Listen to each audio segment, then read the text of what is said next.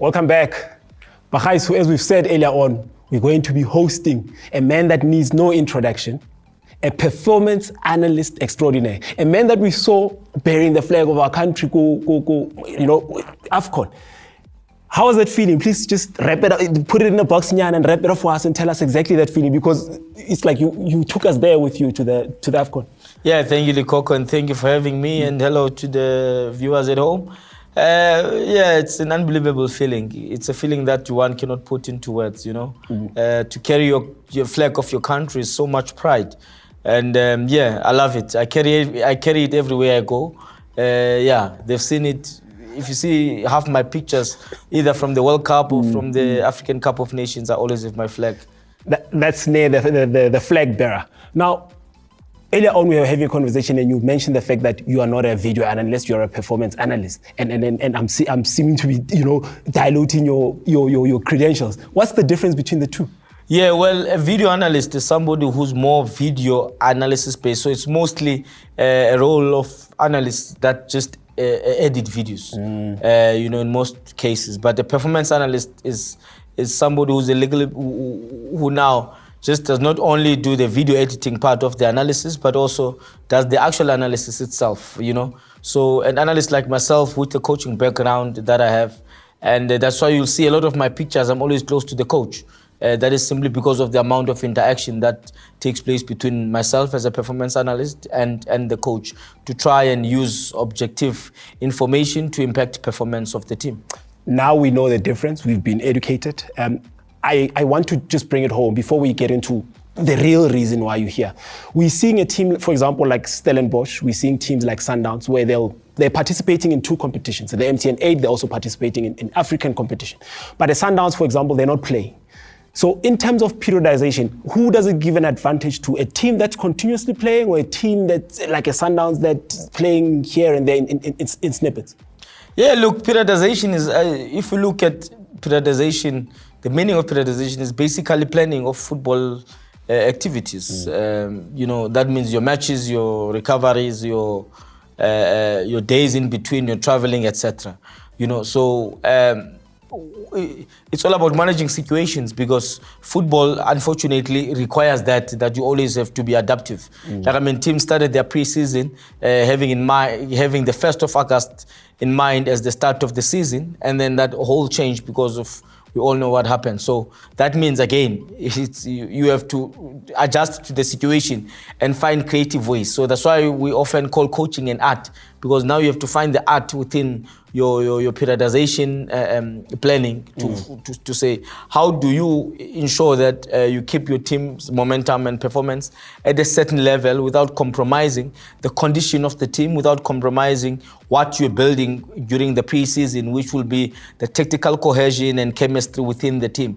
So yesterday I just went to watch Sundowns playing against Chippa at Loftus. So again, teams are finding those creative ways to have competitive matches to keep the momentum. But of course, it's the motivational factor from a mental aspect of players is not the same. But from a conditioning point, then they are able to in a way compensate and achieve maybe a little bit of close intensity to what they would have probably achieved or what they would have got if they were playing a competitive match. What you're trying to achieve, let's focus on that, because there's something that you are trying to achieve. And we're seeing names popping up everywhere. We've seen the likes of Coach Hulani.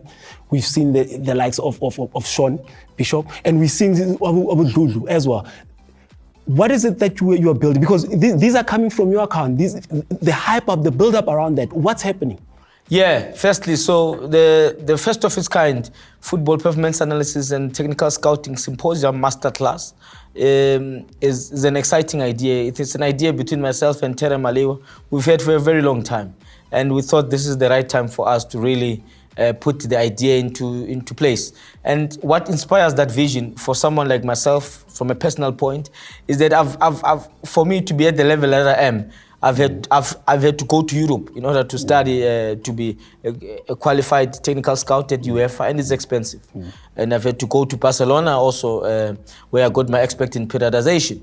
So, but what does it say to another Sinesipho who is somewhere Emakaya, I'm talking about Mtubatuba in KZN, Engwalane in King William Stand, like where I was born, somewhere in Limpopo, Toyando, who might not have the same privilege as me, you know, but might have the same talent as me, you know. I was saying that talent must not be recognized. No. So we are trying to change the narrative, because everybody talks about educating the coaches. The technical director, Mr. Walter Stenberg, has done an amazing job to ensure that we are back into the coaching convention from a CAF licenses perspective. But who's talking about the specialists that surround the coaching process? Nobody talks about the educational pathway for specialist fields within football. So this is a vision that we had to be able to ensure that talent from different parts of Africa, that might not necessarily be a football talent to play the game, or you have talent to be a coach, but to have an exceptional talent to be a specialist that supports the coaching process. So that is one. And the second reason is because with all my experiences having been to top clubs in Europe and all of that, I've realized that the only way we can close the gap in Africa in reality is if we are able to really ensure that we look at the specialist areas that enhance performance of players. That is one, from an individual player perspective, to ensure that we produce players that are better, that are going to be able to be competitive and go play the top leagues, top 5 leagues around the world. And the second thing is it's important to have teams who can have these high performance cultures or environments. And that only comes from when you've got a team of specialists in various fields to be able to also elevate the performances of teams. And that will not only help us to produce players for top level, but that will also help us to produce players that will be competitive for the national team, in order for us to climb the ladder and close the gap between the rest of the world and where we are as South Africa. And somebody from Limpopo or from somebody from KZN watching, some of the topics that you're going to be touching on, what do they entail? Yeah, so if the first day is focused on performance analysis, I'm moderating the first day. We have Coach Mushine Tukura, I don't think he needs any introduction, who's going to be presenting in terms of the Euros. You'll remember that he was working with the Turkish national team and he was in the Euros. So he will be presenting in terms of what are the trends from the Euro and what Africa can learn as somebody who's worked in both environments. And then we have Coach Simphiwe Dludlu, who's also a national team coach, took the under-17 girls for the first time to the World Cup, remember, a few years ago, and was also an assistant coach with Banyana during the World Cup last year in New Zealand, Australia. So she's going to be presenting one on how to introduce a high-performance culture in a team. And the second one is also the integration of the analysis process into the coaching process. So how do you take the information analysts give you, and how does it impact your coaching process from an objective point of view? You know, so yeah. And then also we have Sean Bishop, who's going to be bringing a real case study in terms of opposition analysis, and having somebody who's got so much experience, you know, and has won the Champions League, the Women's Champions League with Mamelodi Sundowns. So he's going to be sharing his experiences, and of course myself also sharing my experiences, having covered 3 African Cup of Nations. Twice I came with the bronze medal, you know, qualified for the Olympics, been to the World Cup, etc. You know, so that is the focus on the first day. The second day, another exciting day. Tera Maliwa is the moderator. We've got Coach Rani Mokwena, who's going to be presenting in terms of the KPIs of coaching in relation to technical scouting, and also what are the trends in terms of technical scouting around the world. And then we have Nene Reis. Nene Reis is a Champions League winner with FC Porto in 2004. And also after FC Porto, he moved to Leicester, and he won again the Premier League in 2016 with Leicester. So he's one of the best scouting mentors you can find around the world. So he's going to be presenting on various scouting topics, such as the difference between potential and performance, and the difference in terms of what are the key areas in terms of player profiling and the trends of scouting around the world.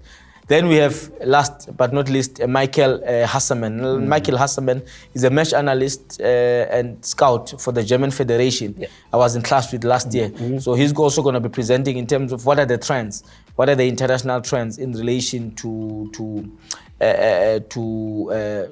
scouting. And also the most important topic, I think South Africans will love this topic, is talking about the integration of youth players from the academy to the first team at international level. How do I get involved as a Lekoko from Mamelodi? So anyone can be part of it. We already, I think we are 50% sold out right now. That means 30 out of 60 delegates that we want to have. Interestingly, we have got people from different parts of the country. We've got people from Ghana coming, Botswana, and so that's the exciting part. And anyone can join. Anyone who loves football, who has interest in football, can be part of the symposium. And it's very easy to join. You can follow all our pages, SM Sports Consulting, on Twitter, on Instagram and Facebook. The information is there, or send us an email at info@smsportsconsulting.com. And then they'll get all the information in terms of what they need to register. It's only 3,000 Rand. It's for 2 days, and that only covers food and the material from that course. You know, so yeah, it's really an exciting initiative, and I think that it's gonna be it's a first of many, not just for South Africa, but for Africa at large. Well, there you have it. I'm excited, looking forward to the symposium. And I'm definitely sure you at home, you also want to get involved and you have all the information. Do make sure that you follow them on their social and engage with Sine. Stay tuned. We're coming back with the last segment. Second half.